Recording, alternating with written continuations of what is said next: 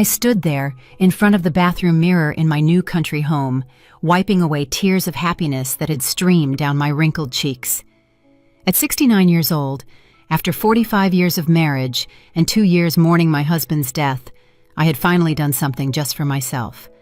This small house, with its garden full of possibilities and windows overlooking the fields, was mine. Completely mine.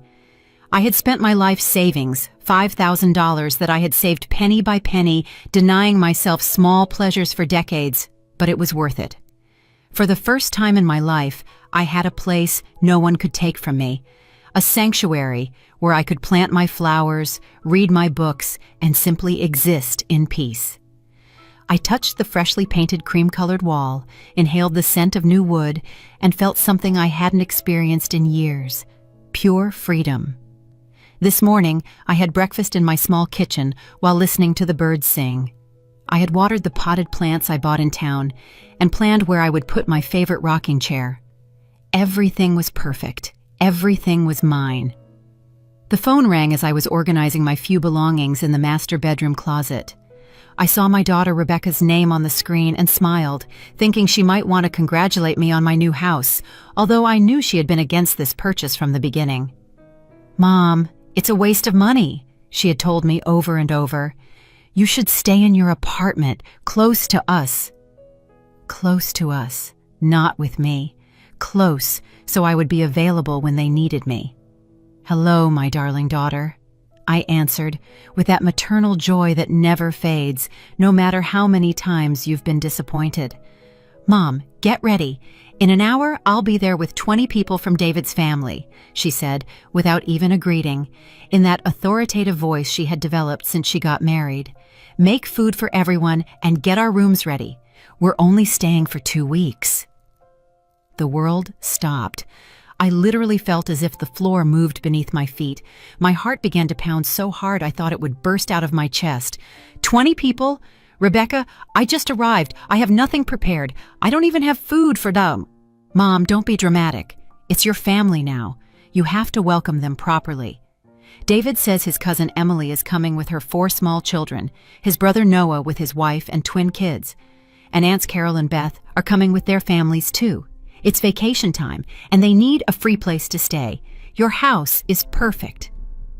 "But Rebecca, I don't have space for so many people. This is a small 2-bedroom house, and besides, there are no buts. We are your family. You have an obligation to help us. Besides, why did you buy such a big house if it's not for us to use?" "Don't be selfish, Mom. We're on our way, so hurry up and get everything ready. Oh, and make sure there are enough clean towels for everyone. The kids will want to swim in the lake, so also prepare some food for the ride back. See you." She hung up, just like that. I stood there, holding the trembling phone, feeling all the happiness I had felt just minutes ago vanish like smoke. 20 people in my new house without warning, without asking if I could, if I wanted to, if I had the means to accommodate them. And worst of all, talking about my house as if it were a free family hotel. I looked around my small, 2-bedroom, 1-bathroom house. Where would 20 people sleep on the floor, in my living room that barely had a small sofa? My refrigerator was practically empty. I barely had a few eggs, some milk, and a few tomatoes I had bought in town. How was I going to feed 20 people with that? With what money was I going to buy food for 2 weeks for so many people? But what hurt me most wasn't the impossible logistics of the situation. What broke my heart was realizing that once again, my opinion didn't matter. My daughter had decided for me. She had disposed of my house, my time, my money, as if I were her employee and not her mother. As if this house, which I had bought with the sweat of my brow and my life savings, were a free hotel for her husband's family. I sat on the edge of my new bed, the one I had chosen so carefully, thinking of the quiet mornings I would spend there reading, and began to feel that familiar hollow sensation in my stomach. It was the same one I felt every time Rebecca and her husband showed up at my old apartment.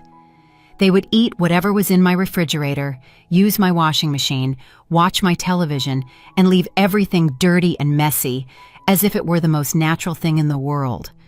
I vividly remembered the day after my husband's funeral, when I needed emotional support the most. Rebecca had shown up with empty boxes and a fake smile. "Mom, you have too many things.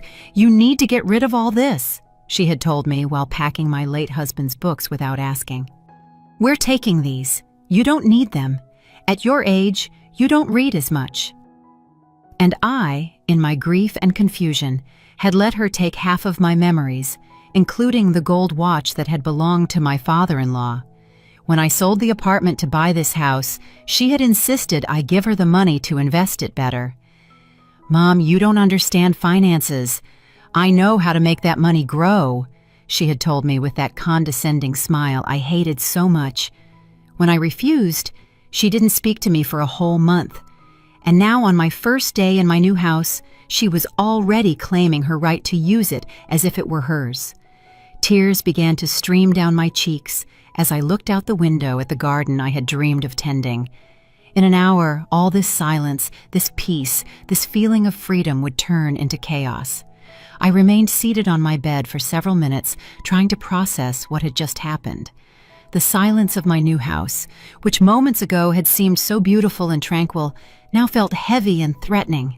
In less than an hour, this refuge I had built with so much sacrifice would become a place of chaos and demands. I slowly got up, feeling the weight of my 69 years more than ever. My legs trembled slightly as I walked to the kitchen, where I opened the refrigerator with a mix of hope and despair. The reality was even worse than I remembered. 3 eggs, half a gallon of milk, 2 tomatoes, a piece of cheese I had bought yesterday, and a bottle of water. That was it. Absolutely everything I had to feed 20 people. I opened the cabinets with trembling hands. 1 can of beans, another of tuna, a half-finished bag of rice, salt, pepper, and oil. I didn't even have enough plates. I had bought a set for 4 people, thinking it would be more than enough for my needs. I never imagined my daughter would turn my home into a family refugee camp. I looked at the clock. 50 minutes. 50 minutes to work a miracle. I grabbed my purse and car keys, knowing I would have to go to town to buy food, but when I checked my wallet, my heart sank even further. After paying for the house, basic furniture, and moving expenses, I only had $300 left until next month. How was I going to buy food for 20 people for 2 weeks with that? The drive to town felt endless. Every minute that passed was a minute less to prepare whatever I could prepare. In the small-town supermarket, I ran through the aisles like a desperate woman, mentally calculating every dollar I spent. Rice, beans, pasta, tomato sauce, some cheap vegetables, bread. Nothing fancy, nothing special, just basic food that could stretch for many people. The final bill, $240, almost everything I had left. When I returned home, I only had 20 minutes. 20 minutes to transform my small kitchen into a restaurant capable of feeding an army. I put water on to boil for the rice and pasta. I opened cans like a woman possessed. I chopped vegetables with tears streaming down my cheeks. They weren't onion tears. They were tears of rage, helplessness, and profound sadness for what was happening. As I cooked, I couldn't stop thinking about how I had reached this point. After my husband's death, I had tried to be the perfect mother, the understanding mother-in-law, the available grandmother. When Rebecca needed a babysitter, there I was. When she needed to borrow money, there I was. When she wanted to use my car because hers was in the shop, there I was. Always available, always willing, always saying yes. I remembered the time David, my son-in-law, had shown up at my old apartment with 3 friends without warning, expecting me to cook and provide drinks for them all weekend for a football game. "My mom's out of town and you cook so well," he had told me with that fake smile that annoyed me so much. And I, as always, had rushed to the supermarket, spent my money, and cooked for them as if I were their personal chef. Or the time Rebecca had asked me to take care of her sister-in-law's children because she had a family emergency. 3 small children for a whole week without paying me a cent, without even asking if I could do it. When I mentioned I had to cancel my doctor's appointments to take care of them, she had said, "Oh, Mom, don't be dramatic. Besides, it's good for you to have something to do so you don't feel so lonely." Lonely. That word echoed in my head as I stirred the tomato sauce. I felt lonelier surrounded by my family than when I was truly alone. Because true solitude is honest. It doesn't pretend to love you while it uses you. The sound of cars approaching pulled me from my thoughts. I looked out the window and saw 3 vehicles full of people getting out, as if they were arriving at an all-inclusive resort. Children screaming, adults laughing, suitcases being pulled from trunks. And there was Rebecca, directing the show as the official hostess of my house. "Mom!" she shouted from outside. "Come help us with the bags!" I stood there in my kitchen, holding the wooden spoon I had been stirring the sauce with, and something inside me broke. Not in the dramatic way you see in movies, but in a silent and definitive way, like when the thinnest thread holding too heavy a weight snaps. I walked out of the kitchen and opened the front door. What I saw took my breath away. 20 people, indeed, from babies to elderly adults, all getting out of the cars as if they were arriving at their favorite vacation home. Some already had swimsuits on, others carried coolers full of beer, and all, absolutely all of them, looked at me with that expectant smile of someone who knows they will be treated like royalty. "Aunt Mary!" shouted Emily, David's cousin carrying a crying baby. "What a beautiful house! The kids are going to be so happy here. I hope you made a lot of food because we're hungry from the trip." Noah, David's brother, approached, patting me on the back as if we were old friends.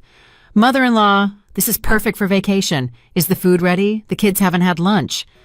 Of course, they hadn't had lunch because they knew Grandma Mary would be there to fix everything. As always, like the reliable employee who never says no. "Mom," Rebecca said, approaching with a smile that didn't reach her eyes, "I hope you prepared the rooms. Emily and her family will need the master bedroom because the baby cries a lot at night and we can sleep in the other one. The rest can settle in the living room." The master bedroom, my bedroom. The room where I had put my things just a few hours ago. Where I had imagined waking up every morning looking at the garden through the window. Without asking me, without consulting me, they had already decided I would sleep on the sofa in my own house. I looked at all these people invading my space, touching my things, talking about my house as if it were theirs. And for the first time in many years, I felt something different from resignation. I felt a small but real spark of something I had forgotten existed, indignation. But I still didn't know what to do with it. "Mom, the food!" Rebecca yelled from the door, as if I were a waitress who had taken too long to take the order.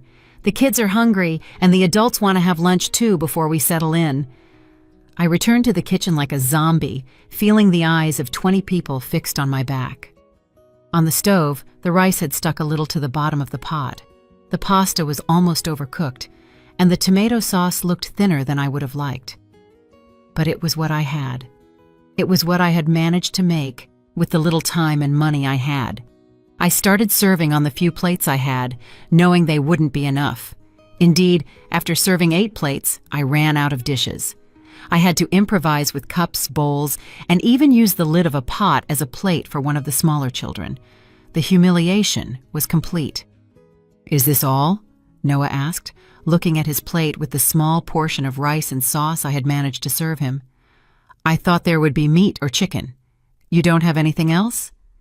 "It's just that you arrived very suddenly, and I didn't have time to—" I began to explain, but David interrupted me. "Mary, it's okay. We understand you didn't expect so many people, but you could have made an effort. We're family, aren't we? Besides, this house is beautiful. You surely have money saved to buy better things." Money saved. If they knew I had just spent almost everything I had left on that meal they were criticizing, maybe not. They would probably still be criticizing. David's family had that special ability to make you feel guilty no matter the circumstances. "Grandma," one of Noah's twins said, a boy about 8 years old, "do you have video games like at my other grandparents' house?" "No, my love, there are no video games here," I replied with the sweetest voice I could, trying not to unleash my frustration on an innocent child. "And cable TV and Wi-Fi?" he continued asking. "Not yet, darling. I just moved in and haven't set up those services yet." The child looked at me as if I had told him I lived in a cave. "So what are we going to do for 2 weeks? This is boring." Emily, while changing her baby's diaper on my dining room table, joined the conversation. "Mary, we need you to go to town to buy diapers, formula, and baby food. I forgot to bring enough for 2 weeks. We also need sunscreen, mosquito repellent, and a few other things." She handed me a handwritten list on a napkin. "Here's everything written down. You can go this afternoon." I took the list with trembling hands. Diapers, formula, sunscreen, repellent, sanitary napkins, headache medicine, aspirin, antacid, children's shampoo, antibacterial soap, laundry detergent. The list seemed endless. I mentally calculated at least $200 more. The last $200 I had left. "Emily," I said, trying to stay calm, "I don't have much money available right now. I just bought the house, and—" "Oh, Mary," she interrupted, laughing. "Don't be dramatic. They're just basic things. It won't break you. Besides, it's for your family. I'm sure you have something saved for emergencies." Emergencies. They were my emergency, but not the kind I had planned for.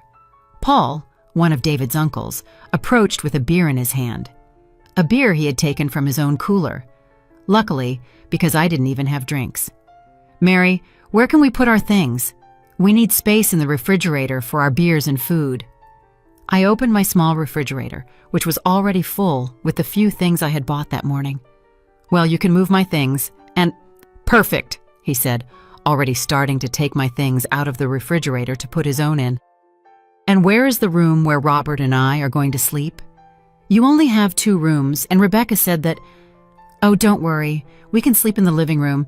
Just make sure you have enough blankets and pillows. It gets cold at night here in the country." Blankets and pillows for 20 people. I had exactly 3 blankets and 4 pillows in the entire house, my house, which was becoming a charity hotel. Meanwhile, the children had discovered my garden and were running among the potted plants I had bought so lovingly that morning.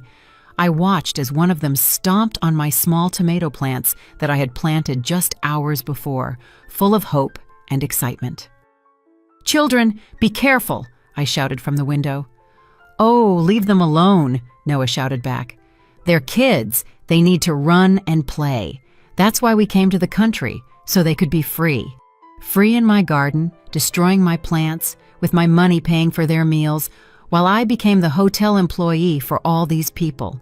Rebecca approached me as I washed dishes in the small kitchen sink. "Mom, I need to talk to you. David's family is very excited to be here, but I think you could try a little harder to make them feel welcome." I turned to look at her, my hands dripping soapy water. "Try harder?" "Yes, Mom.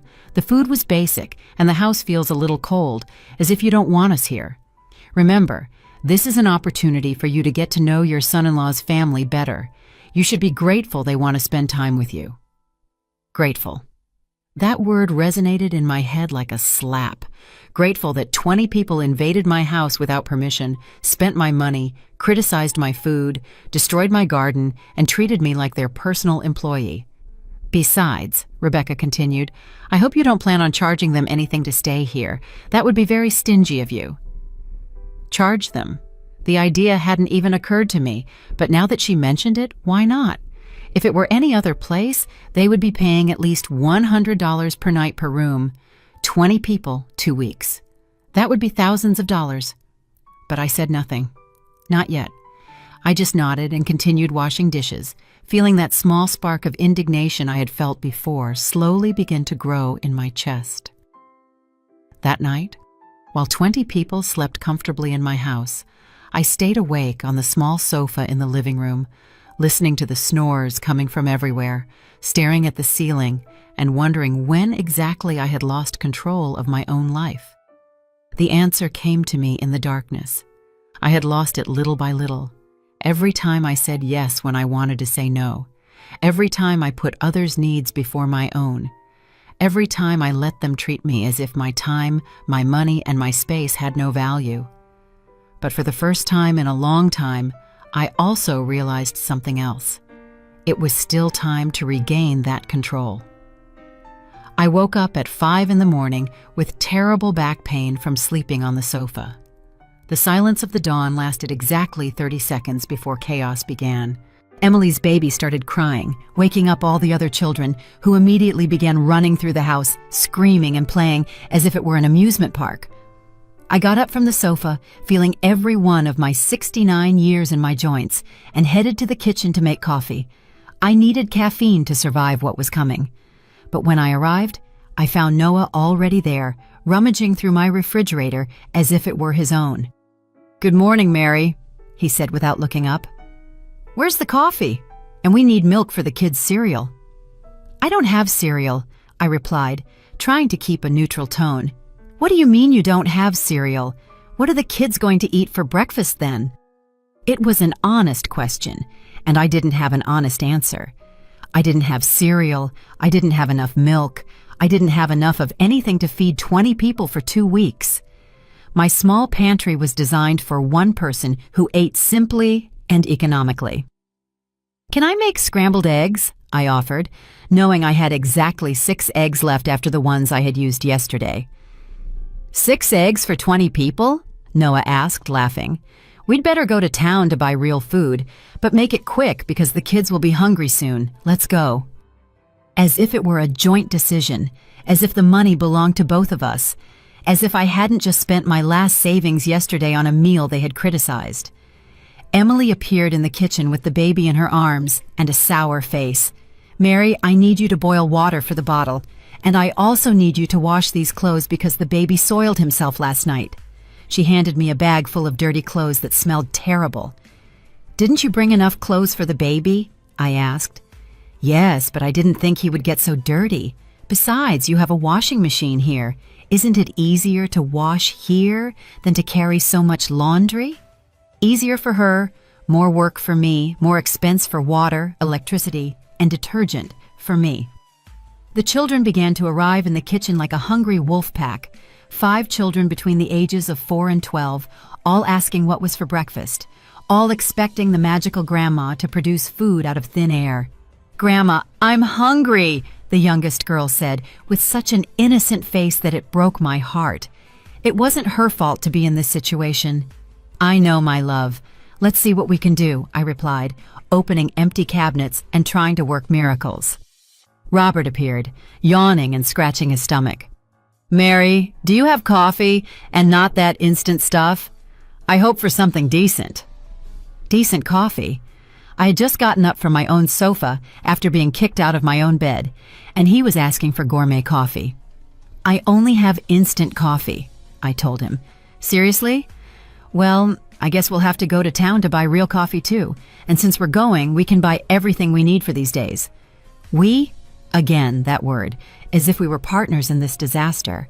Rebecca came downstairs from my room, where she had slept comfortably in my bed, looking perfectly rested. "Good morning, Mom. Is breakfast ready? David is hungry and doesn't like to wait." "Rebecca, I don't have enough food for—" "Mom, we already talked about this yesterday. You need to get more organized. We are 20 people. You can't improvise. Why don't you make a proper shopping list and go to town? We can stay here, taking care of the house." Taking care of my house, while I spent my money buying food for them. David appeared behind Rebecca with that fake smile I also knew. "Mother-in-law, good morning. I heard you're going to town. Can you bring cigarettes and beer? The ones we brought won't last 2 weeks. We also need charcoal for a barbecue tomorrow." Cigarettes, beer, charcoal. The list of expenses kept growing, and my wallet kept shrinking. "David, I don't smoke and I don't drink. I don't know what brands." "Don't worry. Any brand is fine. The important thing is that we have enough to have a good time." Having a good time with my money in my house, while I worked as their personal employee. Paul joined the group in the kitchen. "Mary, last night I talked to Robert, and we thought it would be a good idea to have a big barbecue for the whole family. We can invite more relatives who live nearby. What do you think about organizing something for the weekend?" "More relatives?" I asked, feeling my blood pressure rise. "Yes, we are a big, close-knit family. It will be fun. We just need you to buy meat for about 30 people. Nothing out of this world." 30 people. Meat for 30 people. I mentally calculated at least $500 more. Money I definitely didn't have. "I don't think I can afford—" "Oh, Mary," Emily interrupted. "Don't be stingy. It's a family gathering. Besides, with what you're saving by not paying for a hotel for all of us, you can surely afford a barbecue." Not paying for a hotel, as if being in my house was free. As if my time, my space, my peace of mind were worth nothing. The children, meanwhile, had found my few boxes of crackers and were eating them directly from the package, scattering crumbs all over my freshly cleaned kitchen. "Children, don't eat that," I shouted. "What are those crackers for, Mom?" Rebecca asked in an annoyed tone. "They're just crackers. The kids are hungry and you haven't prepared anything for breakfast. At least let them eat something." Something. My crackers, my food, my last food reserve in the house. "Mom," Rebecca continued, "I think you're being a little selfish. This is a beautiful opportunity for family bonding, and you're just complaining about small things like crackers and money. Aren't you happy to see us happy?" Happy. They were happy spending my money, sleeping in my house, eating my food, and treating me like their employee. Of course they were happy. I stood there in my kitchen, surrounded by 20 people who looked at me as if I were the villain of the story for not having enough food to feed them for free for 2 weeks. And something inside me finally clicked. It wasn't a dramatic explosion. It was more like when a puzzle piece that had been out of place for years finally fits. Suddenly, I could see the complete picture with a clarity that surprised me. These people didn't love me. They needed me. There was a huge difference between those two things, and I had spent years confusing them. "It's okay," I told them with a calm that surprised even myself. "I'll go to town to buy what you need." Everyone smiled, satisfied that they had won another battle against the obliging grandma. But as I took my purse and car keys, I wasn't thinking about food or shopping lists. I was thinking about something completely different. I was thinking about the lawyer's office I had seen in town yesterday and a conversation that perhaps it was time to have. For the first time in days, I left my house with a real smile on my lips. The trip to town that morning was the most liberating I had had in years. For the first time since my family arrived, I was alone with my thoughts, with no one demanding anything from me, no children screaming, no adults treating me like a housekeeper. The silence of the car felt like a balm to my wounded soul, but I didn't go directly to the supermarket as they expected. Instead, I parked in front of a small cafe I had seen the day before and sat down to have a real cup of coffee while organizing my thoughts. I needed time to process what I had understood that morning. "Are you all right, ma'am?" the waitress asked me, a middle-aged woman with a kind face. "You look a little troubled." I smiled sadly. "Let's say I'm going through a complicated family situation." "Ah," she said, nodding knowingly. "Family. Sometimes they're the ones who hurt us the most, aren't they?" Her words hit me like lightning. That was exactly it. My own family was the one hurting me the most, and I had been so used to the pain that I had started to think it was normal. After coffee, I walked through the small town until I found what I was looking for. Jeremy Stone, attorney at law. The sign was simple but professional. I took a deep breath and entered. "Good morning," said a man about 50 years old with a kind face. "How can I help you?" "I need legal advice on family situations," I told him, feeling a little ridiculous, but determined to continue. Jeremy invited me to sit down and offered me water. For the next hour, I told him everything. From Rebecca's call to the invasion of my house, from the expenses they were forcing me to incur, to the complete lack of respect for my property and my money. The man listened without interrupting, occasionally taking notes. "Mrs. Albright," he finally said, "what you are describing to me is financial and emotional abuse. The fact that they are family does not give them the right to use your property without permission or to force you to spend your money on them." "But they are my family," I murmured, repeating the excuse I had used for years. "True family respects, it doesn't exploit," he replied firmly. "Have you ever thought about setting legal boundaries?" Legal boundaries.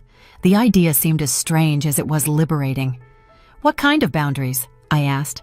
"Well, for example, your house is your private property. You have the absolute right to decide who can be there and under what conditions. If someone refuses to leave when you ask them to, they are technically trespassing. Trespassing my own family. Also, Jeremy continued, if so many people are using your property as a place of lodging, legally you could charge them for the services you are providing: food, lodging, basic utilities. In any hotel, they would pay hundreds of dollars for what you are giving them for free. Could I really charge them? I asked, feeling a mix of hope and terror. Of course, it's your house. They are your resources. If they decided to come uninvited and without contributing financially, you have every right to establish commercial terms for their stay. I left Jeremy's office with a folder full of documents and a new perspective on my situation. I had drafted a formal letter establishing commercial lodging terms for my property with rates per room, per meal, and per service. I also had information about my rights as a homeowner and the legal steps I could take if someone refused to respect my decisions. My next stop was the bank. I wanted to know exactly how much money I had left and how much I had spent in the last 2 days. The numbers were alarming. In less than 48 hours, I had spent $520 of my meager savings. At that rate, I would be completely bankrupt in a week. The bank manager, a young man named Richard, reviewed my account with a concerned expression. Mrs. Albright, these expenses are very high for your usual income. Is everything okay? He asked me. I briefly explained the situation, and he nodded with understanding. Look, it's none of my business, but I've seen similar cases. Elderly people who allow themselves to be financially exploited by relatives. Have you considered setting limits on your spending? I'm starting to consider it, I replied. If you need help controlling your expenses or setting a budget that protects you from unintentional overspending, we can help you. We can also configure your account to require special authorization for expenses over a certain amount. It was another tool I didn't know existed, another way to protect myself from my own misguided generosity. Finally, I went to the supermarket, but this time I only bought the basics: rice, beans, pasta, tomato sauce, some cheap vegetables. No luxuries, no meat for barbecues, no beers or cigarettes. I spent exactly $50. When I returned home 3 hours later, I was greeted by a chorus of complaints. "Mom, you took forever!" Rebecca shouted. "The kids are starving, and so are we." "Where's the meat for the barbecue?" Paul asked. "And the beer?" David added. "The cigarettes," Robert insisted. I looked at them all standing in my living room, in my house, expecting me to solve all their problems with my money. And for the first time in years, I didn't feel guilt. I felt clarity. "I brought basic food," I told them calmly. "Rice, beans, pasta, enough so no one starves." "But what about everything we asked for?" Emily insisted. "I didn't buy it," I replied simply. The silence that followed was deafening. 20 people looked at me as if I had lost my mind. "What do you mean you didn't buy it?" Noah asked incredulously. "I don't have money to buy meat for 30 people, or beer, or cigarettes, or all the other things you asked for. I only have money for basic food." "But Mom," Rebecca intervened with that condescending voice I hated so much, "we know you have money saved. Don't be stingy." I took out the papers I had obtained from the bank and showed them. "These are my bank statements. In 2 days, I've spent $520 of my savings. I have less than $300 left until next month. There's no saved money, no secret reserves. This is all I have." The papers passed from hand to hand like evidence in a trial. The faces of disbelief slowly transformed into faces of annoyance. "Well, then we'll have to find alternatives," David said finally. "We can all contribute to the expenses." "Excellent idea," I replied, pulling the other folder from my bag. "In fact, I went to see a lawyer this morning and prepared a document that establishes commercial rates for lodging on my property." The silence returned, but this time it was different. It was the silence of people who had just realized that their victim was no longer a victim. "It's $100 per room per night, $50 per person per day for meals, and $20 per day for basic services like water, electricity, and laundry," I continued, reading the document. So far, in 2 days, the total would be $2,800. I could have heard a pin drop. "You're charging us to stay in your house?" Rebecca asked in a shrill voice. "No," I replied with as much calm as I could. "I am offering you the option of paying for the services you are receiving or finding lodging elsewhere." For the first time in years, I was in control of the conversation. The explosion that followed was epic. 20 people talking at the same time, shouting, protesting, trying to make me feel guilty with all the manipulation tactics they had perfected over the years. But something had changed in me. It was as if I had built an invisible wall that didn't let their hurtful words pass through. "This is ridiculous," David shouted. "We're family. You can't charge us to stay in your house." "Since when are you so greedy, Mom?" Rebecca added with crocodile tears in her eyes. "Dad would be rolling in his grave if he knew you were charging his own family." Mentioning my late husband was the last straw, but not in the way she expected. Instead of breaking me, it gave me strength. "Your father," I told her in a firm voice, "worked his whole life so I would have financial security. He would never have allowed his family to treat me like a housekeeper in my own home." "We're not treating you like an employee," Emily protested. "We're giving you the opportunity to spend time with your family." "Spend time?" I repeated with a bitter laugh. "Emily, since you arrived, you've made me wash your baby's clothes, boil water for his bottles, and demanded that I buy diapers and formula with my money. Is that spending time?" "But we're family," she insisted. "That's what family does, right?" I replied with a clarity that surprised even myself. "What family does is respect each other, contribute equally, and not abuse each other's generosity. What you are doing is exploitation." Noah approached with a menacing look. "Mary, I think you're going crazy. Maybe you need medical help. This isn't you." "You're right," I replied unfazed. "This wasn't me before." The old Mary let herself be walked all over, spent her savings on people who treated her badly, and confused being used with being loved. But that Mary no longer exists. "Mom, this is embarrassing," Rebecca shouted. "What will people think when they find out you charged your own family for lodging?" The same people who would think badly of you for showing up uninvited at a 69-year-old woman's house and expecting her to support you for free for 2 weeks, I replied. Paul tried a different approach. "Mary, let's be reasonable. We understand you have expenses, but these rates are exaggerated. We can give you something symbolic, $50 for the entire stay." $50? I repeated slowly. "For 20 people for 2 weeks, that's less than 18 cents per person per day. Do you know how much you paid for gas to get here? Probably more than $50 per car, but that's different," Robert protested. "Different? Why? Because your money is worth more than mine? Because your expenses are important, but mine aren't?"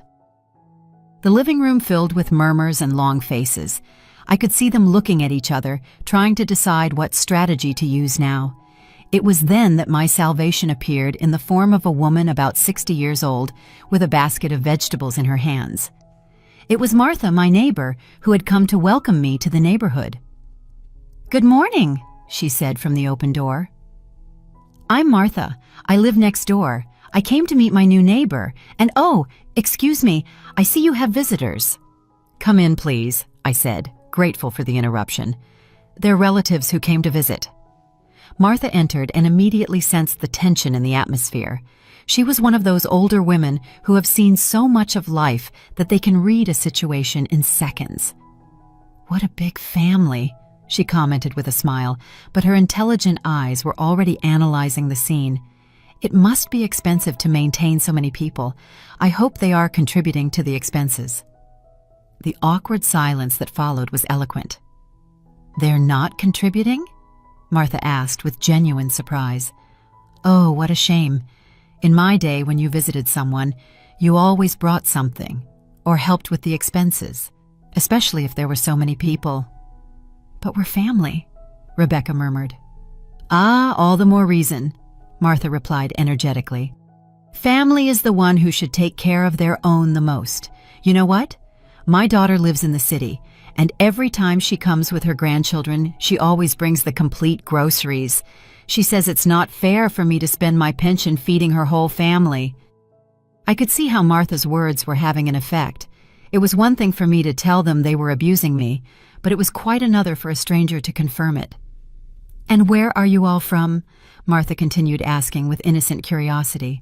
"From the city," David replied curtly. The trip must have been expensive. Gas, food on the way, and then arriving and finding everything paid for. How lucky! Although I suppose you all organized yourselves to help Mary with the expenses for so many people." Every word from Martha was like a needle pricking my family's conscience, or at least pricking their pride at being exposed to a stranger. "Martha," I said, "would you like to have some coffee? I'd love to get to know you better." "Of course, but don't worry about waiting on me. I see you already have your hands full with so many people." As I prepared coffee for Martha in the kitchen, she followed me. "Honey," she whispered, "I don't know if it's my place to say this, but those people don't look like they're here out of affection. They look like they're here for convenience." Her words were like a balm. Someone else saw what I had been seeing, but had been denying for years. "Is it that obvious?" I asked. "Darling, I've been in this world for 60 years. I've seen everything. Those people arrived expecting to be treated like kings, and you look like someone who hasn't slept well and is spending money she doesn't have." I broke down a little. "But they're my family." "True family doesn't abuse, my dear. True family takes care of their elders. They don't exploit them." Martha put a comforting hand on my shoulder. "Want me to tell you something? My sister had the same problem with her children. They lived off her, treated her like an employee, spent her pension. Do you know what she did?" "What?" I asked hopefully. "She set boundaries. She told them, 'You visit me when I invite you, for the time I decide, and you contribute to the expenses. If you don't like it, find a hotel.' At first, there was drama, shouting, emotional blackmail, but then they realized she was serious, and it worked. Of course, now they visit her occasionally, always bring something, always help, and treat her with respect, because they learned that a mother's affection isn't free when they confuse it with exploitation." When we returned to the living room with the coffee, the family had been murmuring among themselves. I could see that they had reached some kind of consensus. David cleared his throat. "Mary, we've been talking, and we think maybe we could contribute something to the expenses. Not the exaggerated amounts you propose, but something reasonable." "How much do you consider reasonable?" I asked. $200 for the entire stay for all of us," Rebecca said. Martha almost choked on her coffee. $200 for 20 people for 2 weeks? Children, the cheapest hotel in town, charges $60 per night per room. The math was relentless, and they knew it, but I had already made my decision. $200, I repeated slowly, as if considering the offer. I saw them all with anticipation in their faces, thinking they had found a way to get their way once more. For 20 people for 14 days with 3 meals a day, lodging, water, electricity, gas, laundry, and cleaning. "Exactly," Rebecca said with a triumphant smile. "See, we're reasonable. We want to contribute." Martha looked at me with that expression only wise women have when something good is about to happen. She had perfectly understood what was going on. "Okay," I finally told them. "I accept your proposal." Everyone sighed with relief. They thought they had won, but I continued, and I watched as their faces hardened. "With one condition. Since this is now a commercial transaction, I want you to sign a lodging contract." "A contract?" Noah asked suspiciously. "Of course, if you're going to pay for services, we need to clearly establish what those services include and what they don't. It's to protect everyone." I took out the papers Jeremy had prepared and placed them on the coffee table. "This contract specifies that for $200, you are entitled to sleep on the living room floor, 1 basic meal a day, rice and beans, access to the bathroom during specific hours, and nothing else." "1 meal a day," Emily shouted.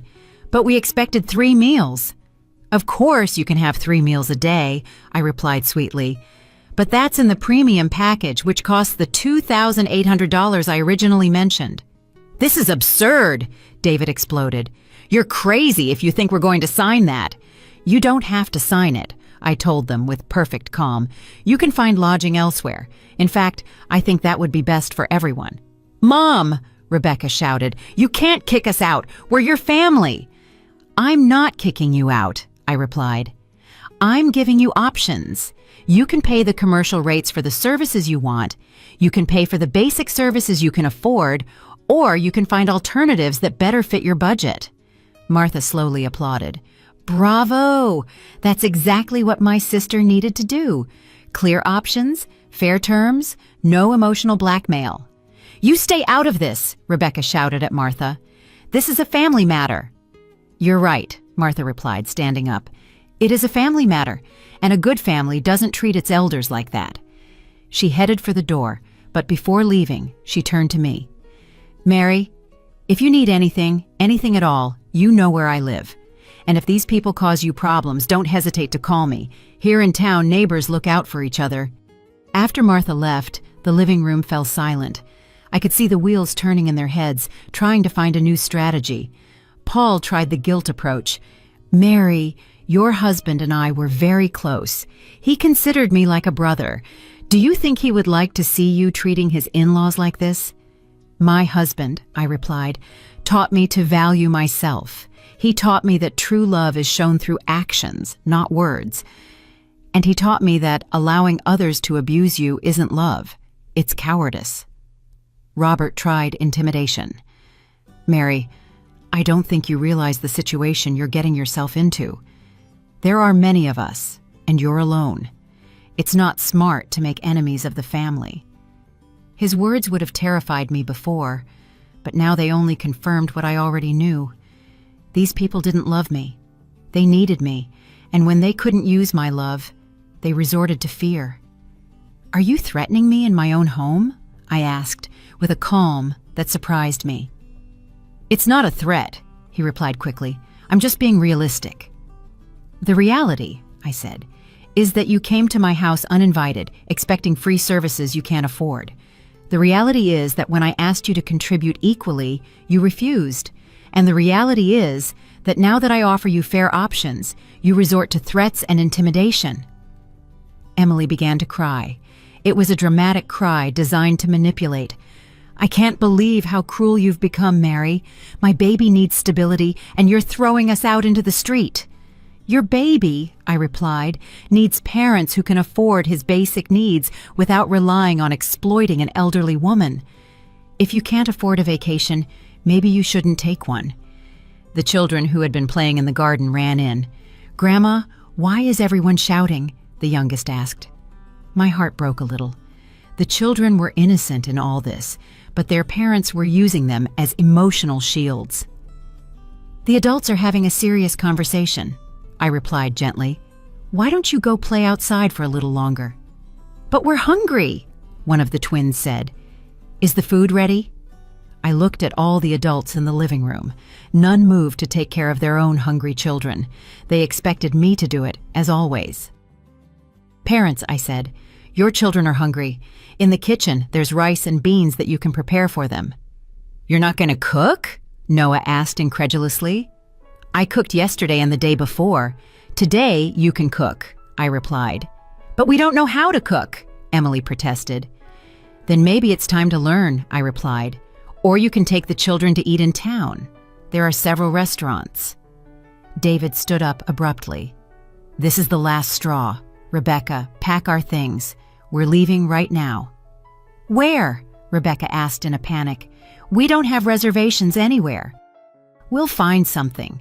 Anything is better than being here with this version of your mother. I stayed seated, watching them run back and forth, hastily packing their things. Part of me felt sad watching the chaos, but a larger part felt relieved. Mom, Rebecca said to me when they had everything packed, this isn't you. I don't know what's happened to you, but I hope you reflect on what you've done today. You've destroyed your family for money. No, I replied, standing up to look her directly in the eyes. I have found my dignity and learned the difference between family who loves me and people who use me. "You'll regret this," she shouted as she left. "When you're alone and sick, don't come asking us for help." "I prefer to be alone with dignity than accompanied without respect," I replied. One by one, they got into their cars.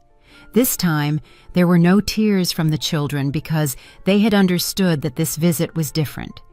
This time, there were no shouts or dramatic protests, only the resignation of people who had lost their favorite victim. I watched them drive away for the second and last time and felt something I hadn't felt in years: complete peace. That night, Martha came to dinner. She had made chicken stew, and I had prepared rice with pigeon peas. We ate on my porch, watching the sunset over the fields, talking about our garden plans. "Do you feel good about your decision?" she asked me. "I feel free," I replied for the first time in years. "I feel free." 6 months later, my house had truly become my home. My garden flourished, I had a small network of friends in town, and I had started taking painting classes at the community center. My days were filled with activities I chose to do, not ones I was forced to do. Rebecca called me occasionally whenever she needed something: money borrowed, babysitting, solving a problem. I listened patiently and then told her, "I'm sorry, my love, but I can't help you with that." At first, she would get angry. Then she would beg. Then she would threaten. Now, she simply hangs up. I have learned that loving someone doesn't mean allowing them to hurt you. I have learned that being generous doesn't mean exhausting yourself for others. I have learned that true family takes care of you as much as you take care of them. And I have learned something even more important. It's never too late to reclaim your life, your dignity, and your right to be happy. This morning, I woke up to the sound of birds singing, brewed my coffee in my clean and tidy kitchen, and went out to water my plants, which are growing beautiful and strong, just like me. If you enjoyed my story, you can support me by sending a super thanks so I can write more stories like this. Thanks a lot in advance. What about you? What would you do in this person's shoes? I'd really love to hear your thoughts, so drop them in the comments. I'm always curious to know what you think. Oh, and let me know where you've heard this story. If you want to hear more life stories like this, like the video, and subscribe to my channel. There are many more waiting for you. Big hugs, and see you next time. Chuyện hôm nay, mình muốn dành thêm một chút thời gian để nói chuyện với bạn một cách thật chậm và thật lòng. Bởi vì những câu chuyện như thế này, nó sẽ không kết thúc khi video kết thúc. Nó ở lại, ở trong cách chúng ta suy nghĩ, ở trong cách chúng ta cảm nhận, và đôi khi ở trong cách chúng ta bắt đầu nhìn nhận nhau theo một cách khác. Câu chuyện hôm nay là về tình yêu, nhưng không chỉ là tình yêu đơn thuần. Đó là tình yêu phải đi qua khác biệt, đi qua những nghi ngờ, đi qua cả những rào cản mà thế giới đôi khi vô tình tạo ra. Và có lẽ chính vì vậy nó trở nên đặc biệt. Bởi vì nó không hoàn hảo, không dễ dàng, nhưng lại rất thật, theo một cách nào đó chạm đến những điều sâu bên trong mỗi chúng ta, mong muốn được kết nối, được thấu hiểu và được nhìn nhận đúng với con người mình. Và trước khi nói tiếp, mình cũng muốn chia sẻ một điều rất quan trọng. Mình biết rằng mình không phải là một người phụ nữ da đen, và mình cũng hiểu rằng những trải nghiệm, những cảm xúc, những câu chuyện đã truyền cảm hứng cho nội dung của kênh không phải là điều mình trực tiếp sống qua. Vì vậy, mình không kể những câu chuyện này với suy nghĩ rằng mình có thể đại diện cho họ. Mình kể vì mình tôn trọng. Mình kể vì mình tin rằng trong những câu chuyện đó có vẻ đẹp, có sức mạnh và có cả những giá trị xứng đáng được lan tỏa, ngay cả khi chúng ta đến từ những nền tảng khác nhau. Nhưng mình cũng hiểu với một số bạn, điều đó có thể khiến bạn cảm thấy không thoải mái. Và thật lòng mà nói, cảm giác đó là hoàn toàn hợp lý. Bởi vì những câu chuyện này không chỉ là giải trí, chúng gắn với lịch sử thật, những khó khăn thật, những cảm xúc thật. Nên mình luôn cố gắng không bao giờ tiếp cận chúng một cách hời hợt. Mọi thứ trên kênh này, dù là hư cấu, đều được xây dựng từ sự cẩn trọng, từ việc học hỏi, từ việc lắng nghe, từ việc cố gắng thấu hiểu. Dù mình biết rằng mình sẽ không bao giờ hiểu hết được tất cả mọi thứ. Và điều đó rất là quan trọng với mình, bởi vì mình không ở đây để nói thay ai cả. Mình cũng không ở đây để thay thế cho tiếng nói của bất kỳ ai. Mình ở đây như một người kể chuyện, một người tin rằng nếu câu chuyện được kể bằng sự tôn trọng và chân thành thì nó có thể tạo ra sự kết nối thay vì chia rẽ. Và điều đó thực sự có ý nghĩa với mình. Mình cũng muốn bạn biết rằng mình luôn học hỏi. Mỗi bình luận, mỗi góc nhìn, mỗi phản hồi, mình đều đọc, đều suy nghĩ và cố gắng cải thiện. Vì vậy, nếu có điều gì mình làm chưa tốt, mình luôn sẵn sàng lắng nghe. Không phải để tranh luận, không phải để bảo vệ cái tôi, mà là để hiểu hơn và làm tốt hơn. Bởi vì cuối cùng, kênh này không phải là chỉ về mình. Nó là về những gì chúng ta có thể cùng cảm nhận được. Là về một không gian nơi tình yêu không bị giới hạn bởi màu da, bởi định kiến hay bởi những khuôn mẫu mà xã hội đặt ra. Là về việc cho thấy rằng sự kết nối, một sự kết nối thực sự có thể tồn tại ngay cả trong những hoàn cảnh mà người ta nghĩ là không thể. Và có lẽ thế giới này cần nhiều điều đó hơn nữa, nhiều sự thấu hiểu hơn, nhiều sự đồng cảm hơn, nhiều sự cởi mở hơn để nhìn nhau như những con người trước khi nhìn vào sự khác biệt. Vì vậy, khi bạn xem xong video này, mình không chỉ muốn bạn nhớ câu chuyện, mình muốn bạn nhớ cảm giác mà nó mang lại, những khoảnh khắc khiến bạn dừng lại, những khoảnh khắc khiến bạn suy nghĩ, bởi vì chính những điều đó mới thực sự có ý nghĩa. Nó nhắc chúng ta rằng dù chúng ta khác nhau về xuất phát điểm, về văn hóa, về trải nghiệm, chúng ta vẫn có thể kết nối với nhau theo những cách vượt qua tất cả những điều đó. Và đó là một điều rất mạnh mẽ. Nếu câu chuyện này đã chạm đến bạn, dù chỉ một chút thôi, thì cảm ơn các bạn rất nhiều vì đã ở lại đây với mình. Cảm ơn các bạn vì đã lắng nghe, đã cảm nhận và đã là một phần của không gian này. Và mình hy vọng các bạn sẽ tiếp tục đồng hành cùng mình trong những câu chuyện tiếp theo. Những câu chuyện về tình yêu, về sự can đảm và về sức mạnh của việc dám kết nối trong một thế giới đầy rào cản. Hẹn gặp lại các bạn ở những câu chuyện tiếp theo. Hãy giữ cho trái tim mình luôn rộng mở và đừng bao giờ đánh giá thấp sức mạnh của một tình yêu dám vượt qua mọi giới hạn.